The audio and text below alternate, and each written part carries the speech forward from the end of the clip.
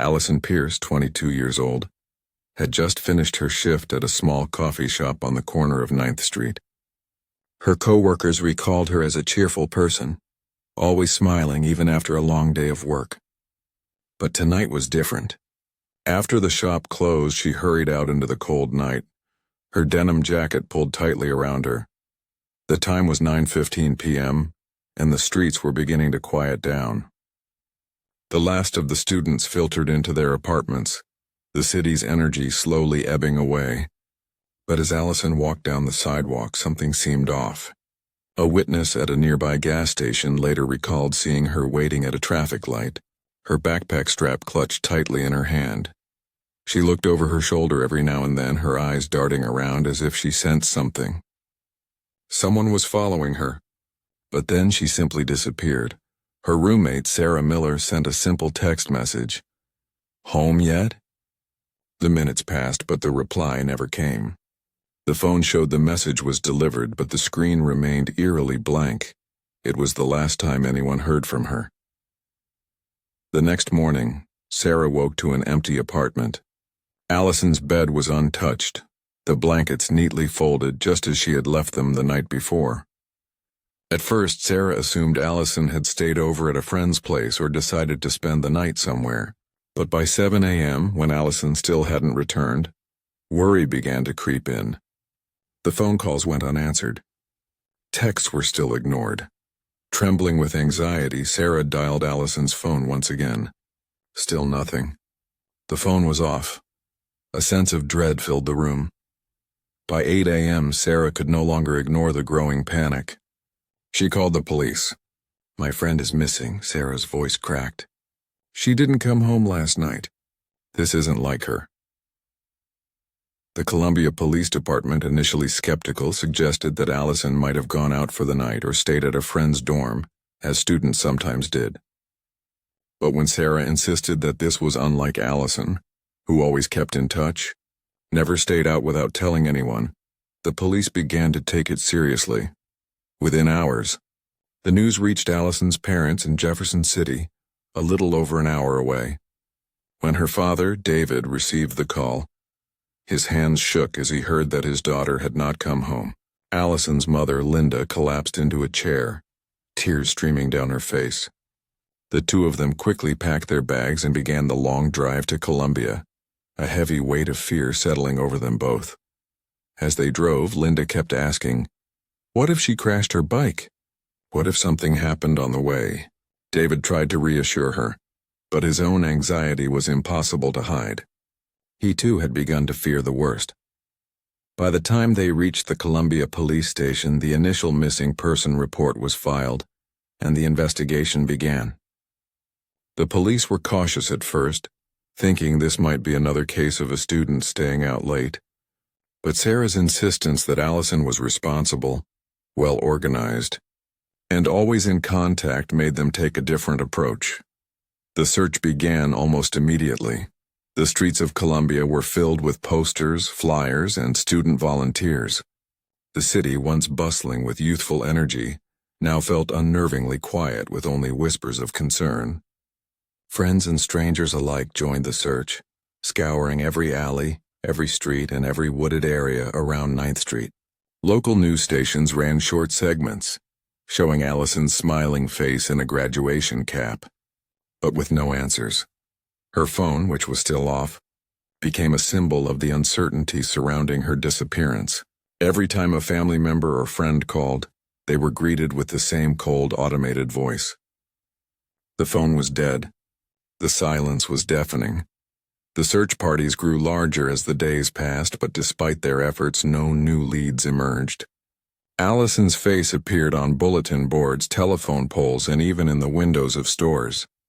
Hundreds of people combed the area, but it was as if she had vanished into thin air. As the days turned into weeks, the police turned their attention to Allison's personal life. Her ex-boyfriend, Mark Reynolds, was questioned. Her co-workers at the coffee shop were interviewed. Neighbors from her apartment building were asked if they had seen anything unusual, but everything seemed to point to a dead end. For Sarah, the days of waiting began to take their toll. She sat by the phone, waiting for any word, any sign that Allison was still out there. But the days passed and the silence remained.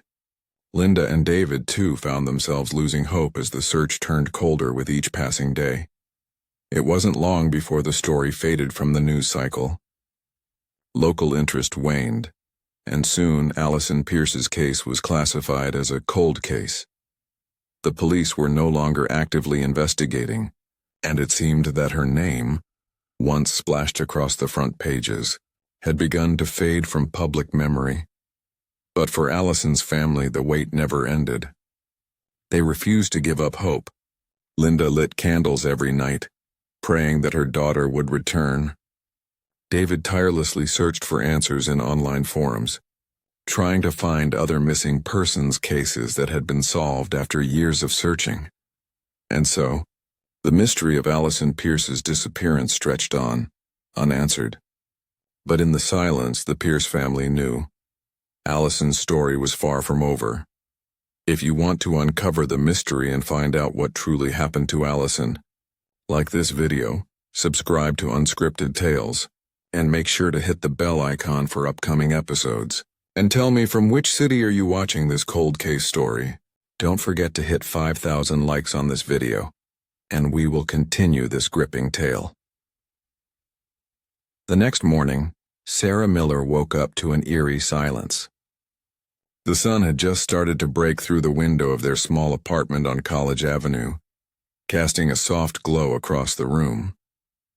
But as Sarah glanced at the bed across from her, a wave of dread hit her. Allison's bed was untouched. The blankets were folded neatly, just as she had left them the night before. There was no sign of her return. The coffee mug Allison always kept on her nightstand was still there, sitting exactly where it had been when she left the night before. Sarah froze for a moment. It didn't feel right. This wasn't like Allison. The sinking feeling in her stomach grew. At first, Sarah tried to convince herself that Allison had simply stayed over at a friend's place, or maybe she had gone out with some friends for the night. But as the hours passed, that small flicker of hope began to fade.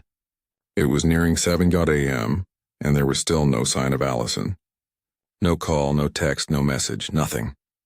By 8 a.m., Sarah's worry turned into panic. She called Allison's phone again. No answer, it went straight to voicemail. She sent texts, but there was no reply. The silence on the other end was growing more deafening with each passing minute. Trembling, Sarah picked up her phone once more. She had to call the police. The Columbia Police Department responded quickly, but at first they treated it as a routine missing student case.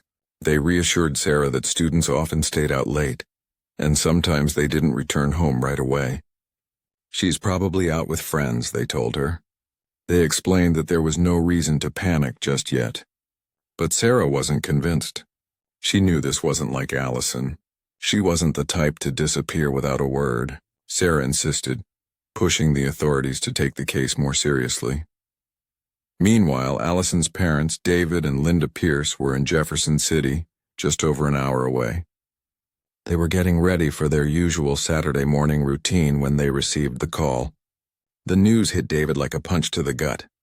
His daughter, the one they had raised and cared for, was missing. Linda's reaction was just as intense but different. As soon as she heard the news, she collapsed into a chair, tears streaming down her face. The idea of something happening to Allison was too much to bear. Without wasting another moment, they rushed to Columbia. The drive was long, filled with silence, except for the occasional question from Linda. "What if she crashed her bike?" she asked. "What if something happened on the way?" David tried to stay calm for her, but his own anxiety was impossible to hide.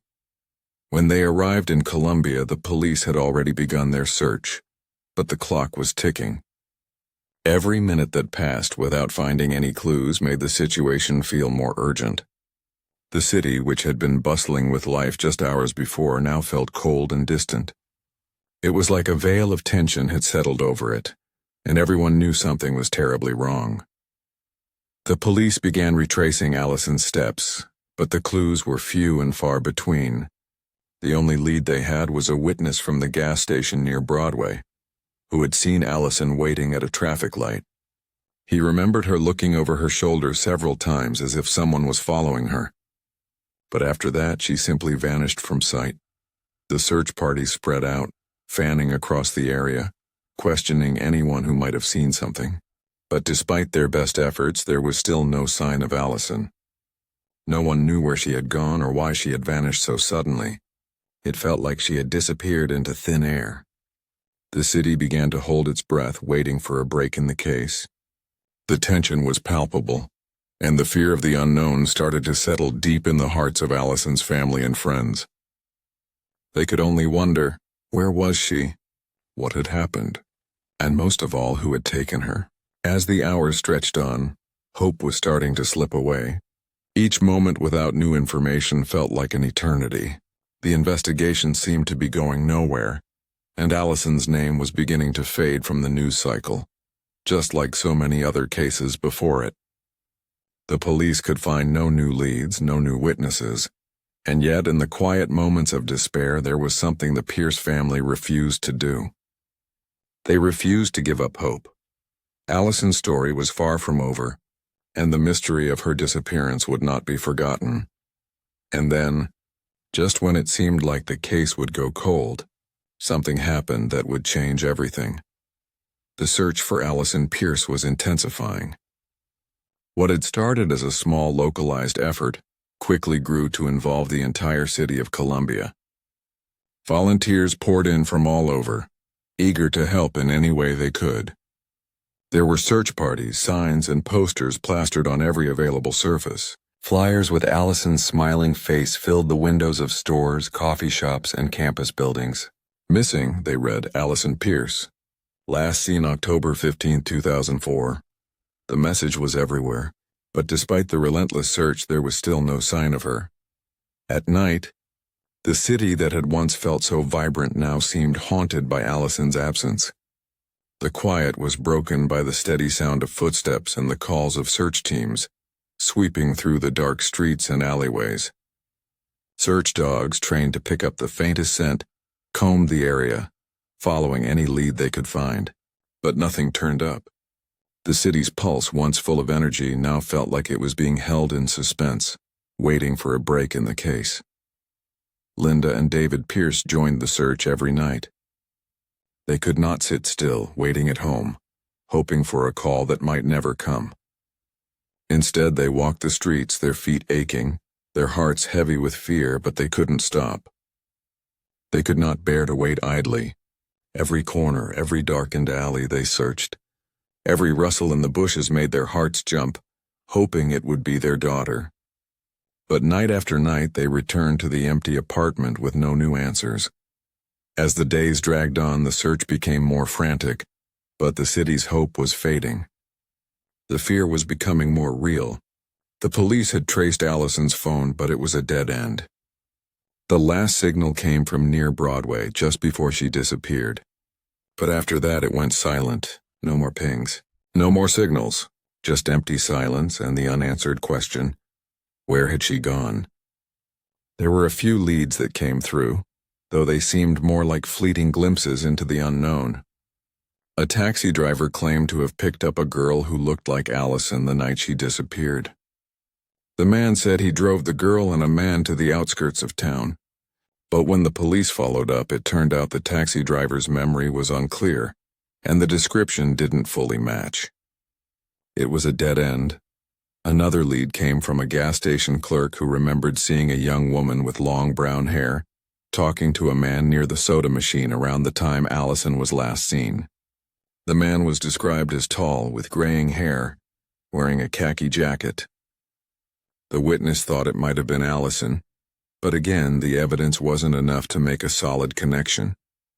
The footage from the gas station cameras was blurry, and the car in the background had no visible license plate.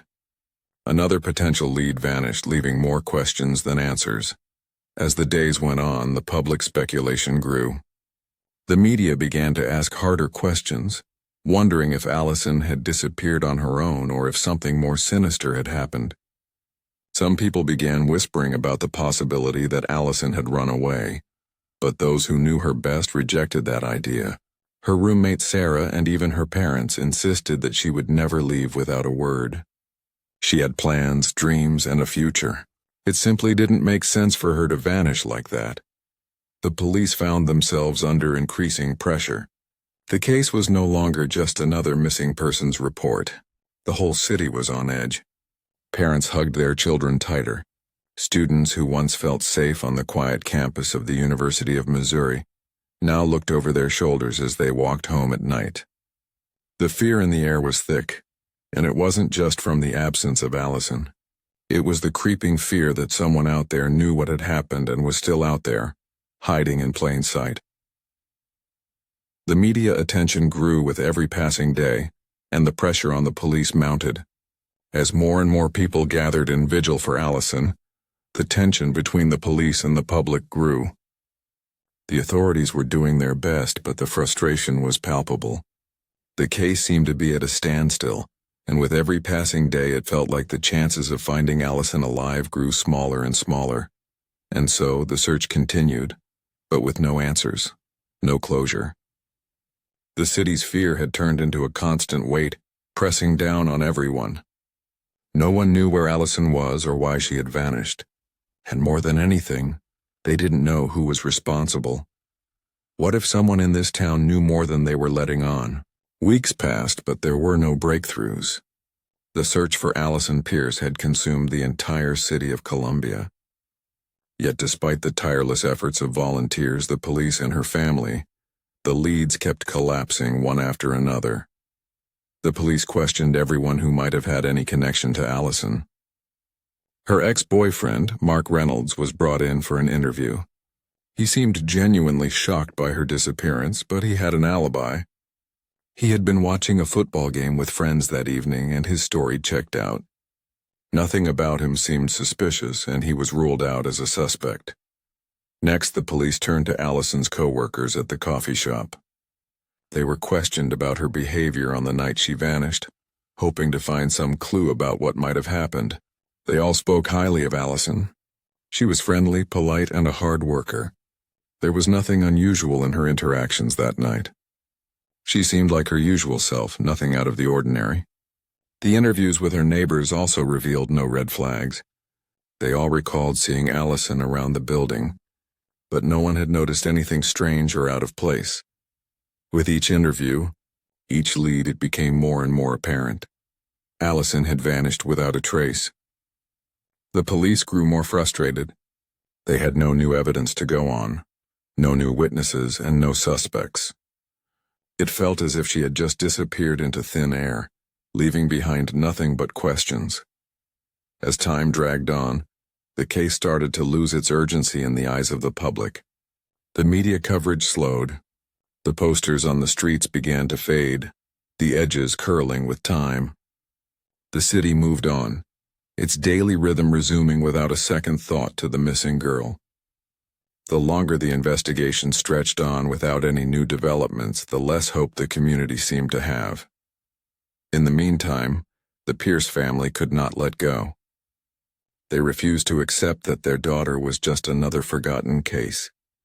David and Linda continued to search for answers, hoping that someone, somewhere, knew something.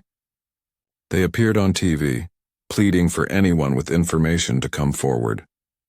Linda, her eyes red from sleepless nights, held up a photo of Allison on air. She spoke to the camera, desperate for answers, desperate for someone to come forward. Despite their public plea, no one did. The search had gone cold. By 2005, with no new evidence and no solid leads, the Columbia Police Department had done all they could. They reached out to the FBI for help. For a brief moment, there was renewed hope. The case was reviewed by a special team, but after examining everything again, the FBI concluded that there was not enough to go on. They agreed with the local authorities. There were no clear signs of foul play, no physical evidence, and no solid leads. With that, the case was officially declared cold. The police had no new leads to follow, and the investigation ground to a halt. The community moved on, and life slowly returned to normal. But for the Pierce family, the pain of not knowing was unbearable. They could not simply forget. Every year on the anniversary of Allison's disappearance, Linda and David kept the memory of their daughter alive. They continued lighting candles, hoping against hope that one day the truth would be revealed. The world around them had moved on, but they could not. The silence in their home was deafening, and it seemed like the case would remain unsolved forever. Yet even as the case went cold, something in the back of their minds told them that Allison's story was far from over. There were still too many unanswered questions, too many pieces of the puzzle left scattered, waiting to be put together. Would the answers ever come? Would they ever find out what really happened to Allison? And just when it seemed like all hope was lost, a small detail, something that had been overlooked for years, was about to come to light. The years that followed Allison's disappearance felt like they stood still for the Pierce family. While the world moved on, time seemed to freeze for David and Linda. From 2006 to 2015, the painful absence of their daughter cast a shadow over every day. The seasons changed, the city carried on, and people came and went. But for the Pierces, it was as if their lives were on pause. The endless waiting, the unanswered questions, it all hung over them like an unshakable cloud. Every year, without fail, David and Linda held a memorial at Sacred Heart Church in Jefferson City, the small weathered building where they had once found comfort and faith. The church, with its stained glass windows glowing in the autumn sunlight, became a place where they could honor their daughter's memory. They would stand together, holding candles, their hearts heavy with sorrow, but also with the hope that one day they would get the answers they so desperately needed. Despite their efforts, the world outside seemed to forget. Media interest slowly faded, replaced by new stories, new tragedies, and new mysteries. News stations stopped covering Allison's case, and the once prominent posters on telephone poles and storefronts began to peel and fade. The community, while still sympathetic, carried on with their lives. The missing girl, once a face in the headlines, became a distant memory to many. But for David and Linda, nothing had changed. Each anniversary, Linda would take her daughter's photo and hold it close, tears streaming down her face as she lit a candle for the daughter she could not forget. The rituals became a way to keep Allison's spirit alive, a way to feel as if she was still part of their world even though she was gone. Every evening, Linda would light that candle, sit in the quiet of the house, and pray. She would stand in Allison's room, the room frozen in time, just as it had been the night Allison disappeared. Her bed was always made, her books still on the desk, and her favorite perfume bottle sat on the dresser. It was as though Allison would walk through the door any minute, smiling, ready to resume life as it had been before that night.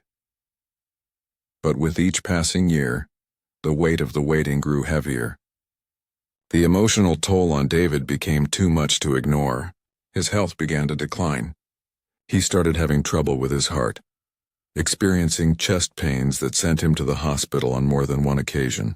Each time he would lie there in that sterile hospital room, his mind racing, his thoughts consumed with one question: where is Allison? His once strong frame had grown thinner, his face pale from the years of grief and stress. And yet he couldn't stop. He couldn't let go of the hope that one day the truth would come. Linda, too, carried her own burden. She could not bear the thought of changing anything in Allison's room.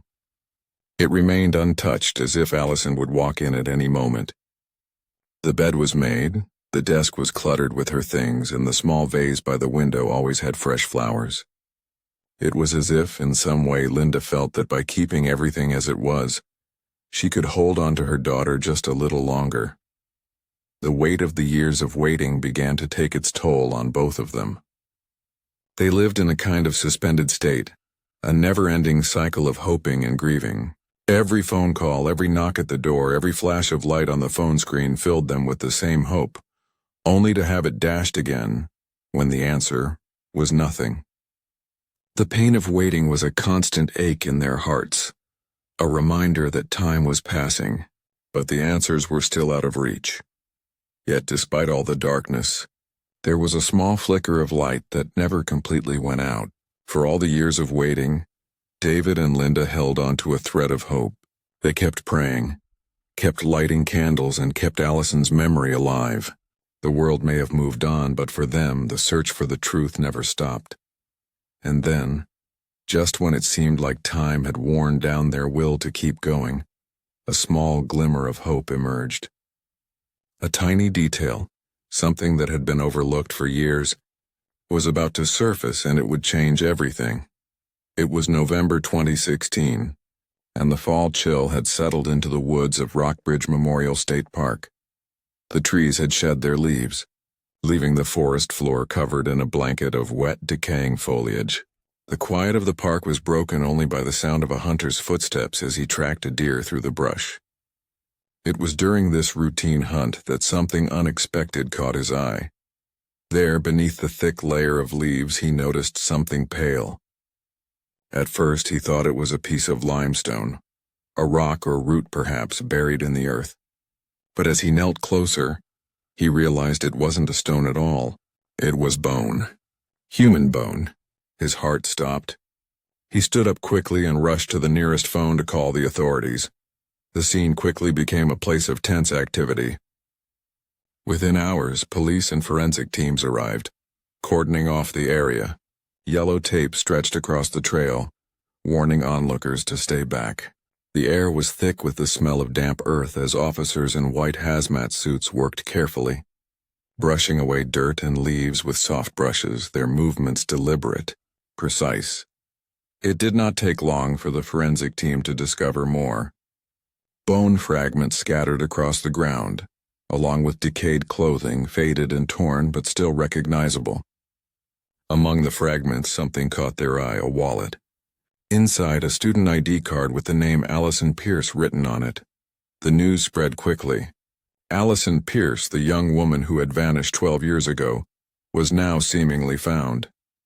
Linda and David Pierce received the call. They were at home as they had been for so many years, waiting for the phone to ring with any news about their daughter. But this call was different. Their daughter, the one they had searched for, the one they had hoped would walk through the door one day, was no longer lost. She was gone, and the discovery of her remains confirmed that. They drove to the scene, their hearts pounding with fear, hope, and disbelief. The drive was long, the tension unbearable. When they arrived, they were led to the area, standing just beyond the yellow tape. There, in front of them, a small team of forensic experts continued their work, moving in slow, careful motions as they uncovered the fragments of their daughter's life. David stood motionless, his eyes locked on the ground, unable to move. Linda collapsed into his arms, sobbing uncontrollably. The moment they had feared for over a decade had come. Their daughter's body had been found, but it wasn't a reunion they had dreamed of. The grief that washed over them was immense, as if the years of waiting had finally come crashing down. The questions they had carried in their hearts for 12 years now had answers, but those answers were far from the relief they had longed for. Forensic analysis of the remains confirmed that the body was indeed Allison's. The DNA matched. But the horror of what they discovered next was almost too much to bear. The medical examiner found signs of a violent assault. The fractures on her skull and the broken ribs indicated that she had been brutally attacked before her death. This was not an accidental death or a natural disappearance. The case, which had long been classified as a missing persons case, was now officially reclassified as a homicide. The weight of this revelation hit the Pierce family like a wave. Allison's disappearance had always been shrouded in uncertainty, but now the truth was clear. She had been murdered. And for 12 years her killer had walked free, unseen, unnoticed. The city of Columbia, once filled with whispers and fear, now had a chilling reality to face. Someone had been living among them, someone who knew exactly what had happened to Allison Pierce, and for years they had gotten away with it. What would happen now? What would the search for answers uncover? The discovery of the truth had begun, But the real work was just starting. It had been over 12 years since Allison Pierce's body had been found, and yet, the question still lingered in the air. Who had taken her life? Who had left her in the woods of Rockbridge Memorial State Park to be found by a hunter, her remains hidden beneath the earth for so many years? The case, now reclassified as a homicide, had seemed like it might finally be solved, but the answers were still elusive. In 2019, a new breakthrough came, something that would change everything. The forensic team had been examining Allison's denim jacket, the very jacket she had worn the night she vanished. In the years since the discovery, technology had advanced and forensic scientists had access to new methods of DNA analysis. One of those methods was touch DNA. Using this technique, they were able to extract a small but crucial sample of male DNA from the jacket. The DNA was unlike any that had been previously identified. It was not Allison's. This was the first real evidence of a possible suspect.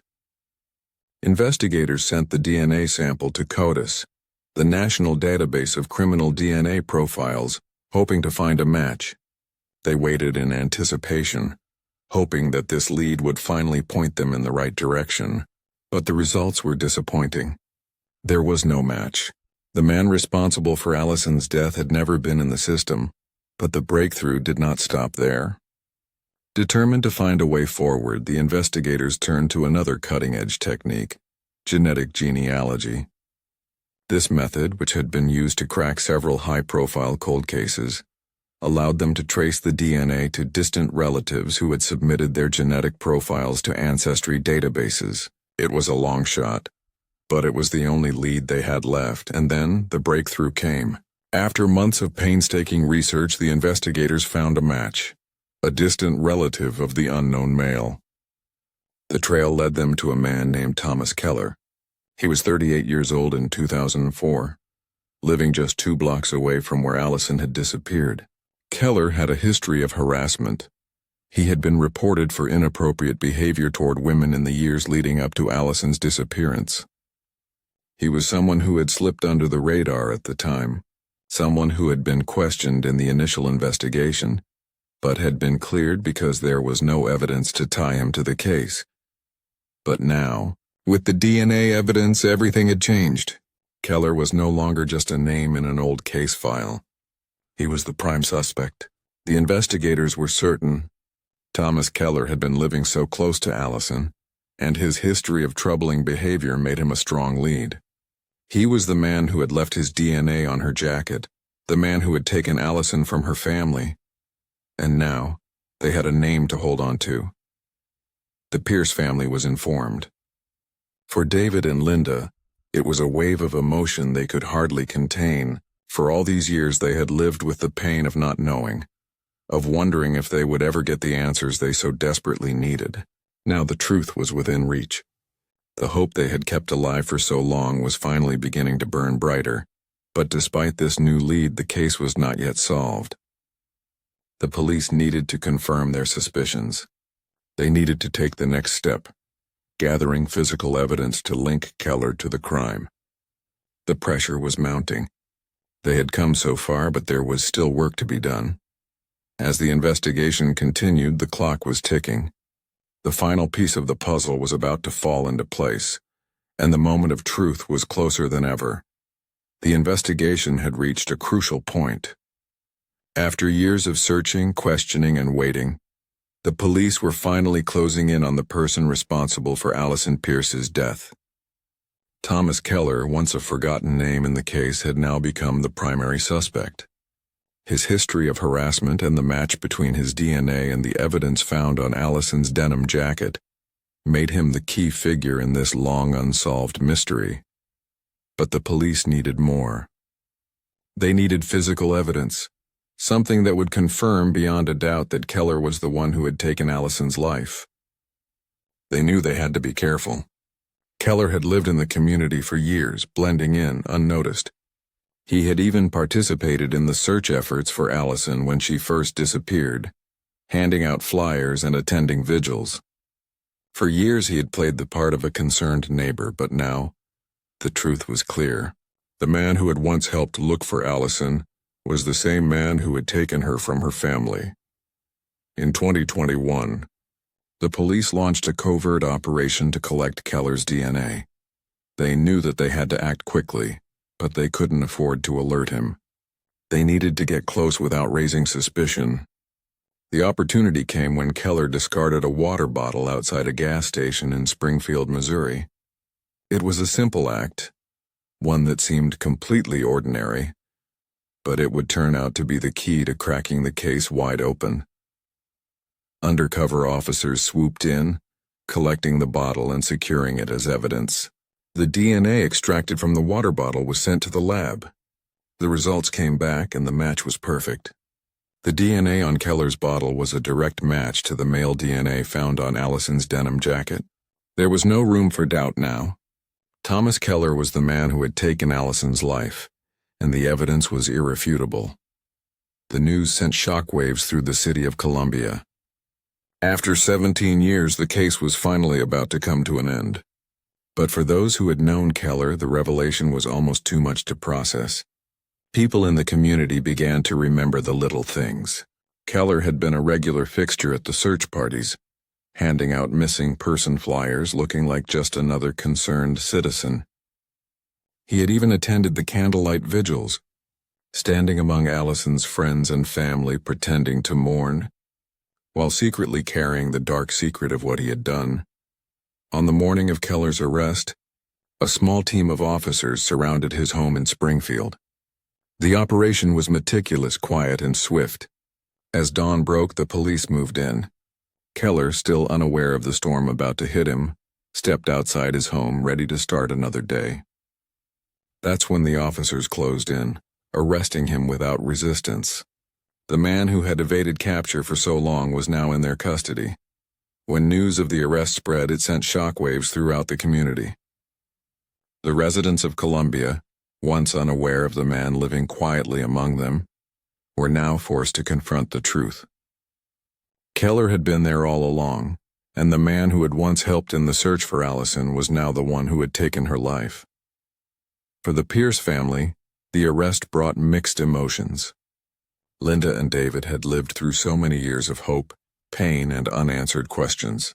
Now, after nearly 2 decades, they finally had the closure they had been waiting for. But even as they heard the news, the relief was tempered by the anger and grief that would never fully leave them. Their daughter was gone, and no amount of justice could bring her back. The investigation that had started with the painful mystery of Allison's disappearance had finally come full circle.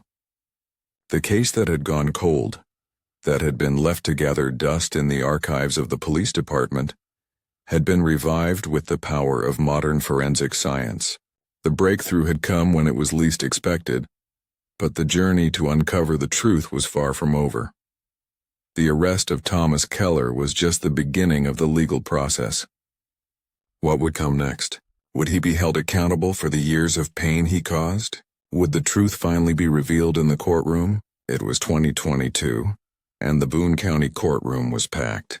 The air was thick with anticipation as people gathered to witness the trial of Thomas Keller, the man who had evaded justice for so long.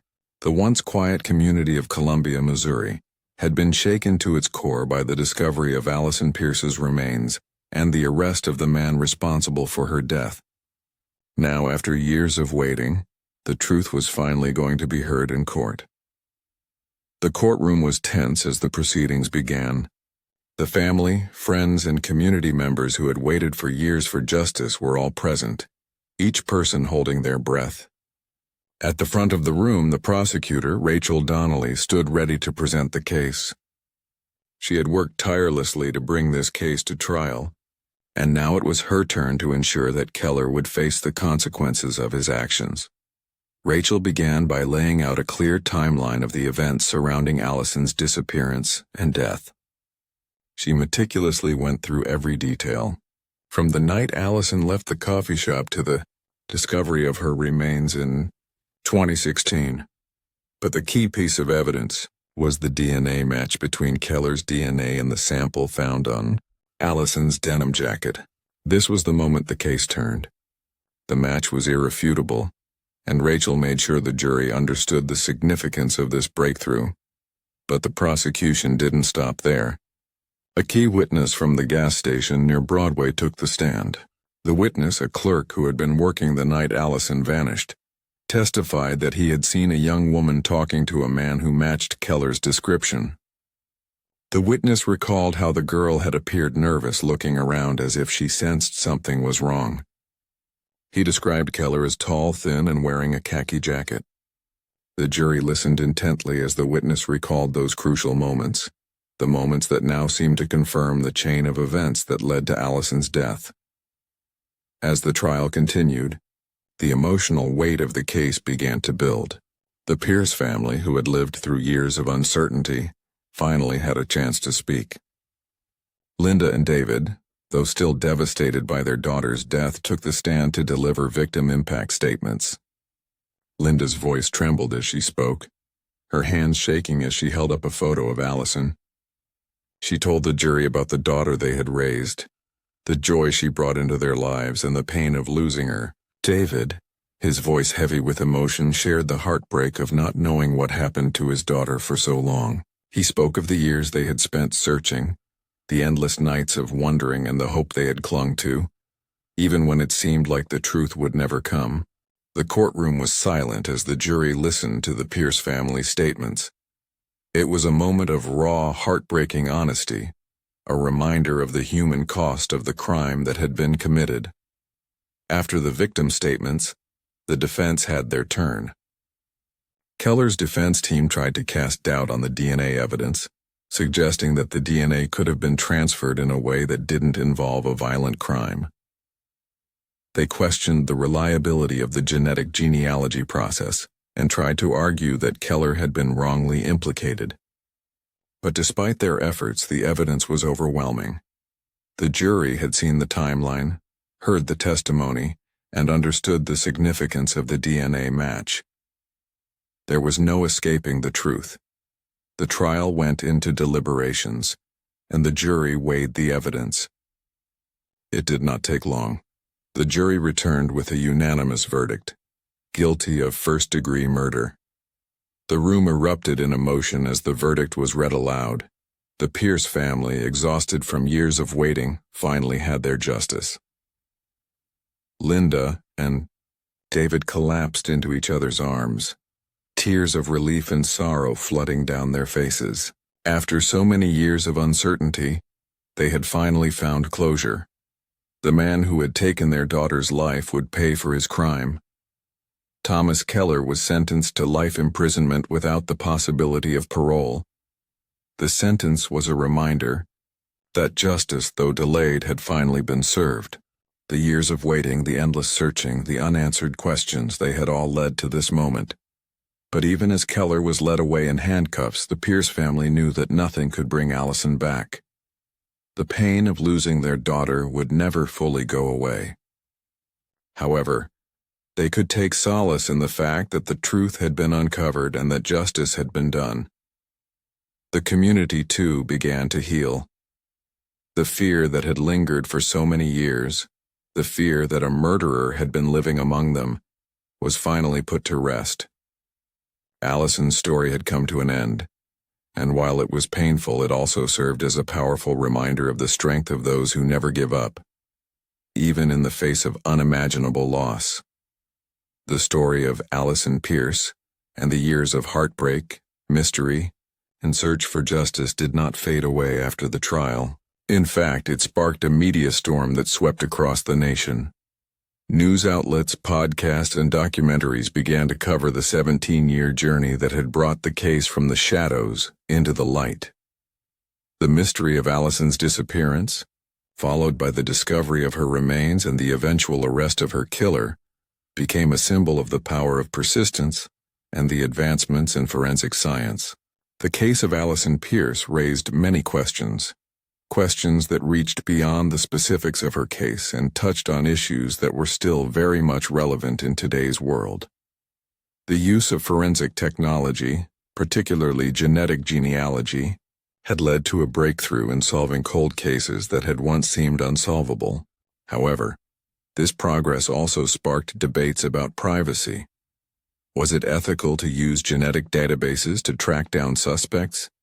Did it infringe on the rights of individuals who had never been involved in any criminal activity? These discussions grew louder as the case gained national attention. Alongside the debates came action. Missouri, inspired by the success of Allison's case, launched a statewide initiative to use DNA genealogy to help solve other cold cases. Law enforcement agencies across the state began to review unsolved cases, hoping that the same method that had helped them bring justice to Allison might be able to do the same for others. The success of one case had the potential to ignite change, to give hope to families across the state who had waited for answers for years, just as the Pierces had. The Pierce family, too, found a way to channel their pain into something meaningful. In Allison's memory, they established the Allison Pierce Scholarship. The scholarship would support young women pursuing careers in psychology, just as Allison had dreamed of doing. It was a way to honor her legacy, to ensure that her story lived on and inspired others to follow in her footsteps. The scholarship became a beacon of hope, a way to ensure that Allison's death, though tragic, would have a lasting impact. And so, the community began to heal. Slowly but surely, people came together, their shared grief giving way to a collective strength. The fear and uncertainty that had gripped Columbia for so long began to fade. The city, once haunted by the knowledge that a killer had lived among them, found a sense of peace. And for the Pierce family, there was some solace in knowing that the man who had taken Allison's life would never walk free again. Years had passed since Allison's disappearance, but for David and Linda, it was as if time had stood still. There were moments of pain that would never fully go away. But there were also moments of healing, of quiet acceptance. On the anniversary of Allison's death, David and Linda visited her grave. They stood there together, holding hands, surrounded by the peaceful quiet of the cemetery. The weight of the years, the grief, the unanswered questions, all of it was still there, but in that moment, there was a quiet peace. They had done everything they could. They had fought for justice, and they had gotten it. As they stood by Allison's grave looking at the simple headstone with her name, the memories of all the years of waiting, all the pain, and all the hope came flooding back. But they had made it through. They had kept their promise to Allison, to never give up on her. And now, in this quiet moment, they could finally feel that peace. The story of Allison Pierce was no longer just a cold case. It had become a testament to the power of perseverance, to the strength of a community, and to the unwavering love of parents who would never stop fighting for their child. The journey had been long, but in the end, justice had been served. The killer was in prison, the truth had been uncovered, and Allison's memory had been honored. This story, however, was not just about one family's loss. It was a story about a community coming together, about the advancements in forensic science that had changed the course of justice, and about the power of never giving up. It was a story that would be remembered not just for the pain it caused, but for the change it inspired. And as the sun set over the cemetery, David and Linda knew that their daughter's legacy would live on, not just in their hearts, but in the lives of those who would be helped by the scholarship, in the cases that would be solved through the power of DNA genealogy, and in the community that had learned from the past and moved forward. If you are still with me, it means this story deserves your like and subscribe. Do not forget to turn on the bell icon to stay updated with future stories, and please complete 5K likes on this video. It is a target set by my mother for all of you, so help me out, guys. It is totally free. Let me know in the comments from which city you are watching this story.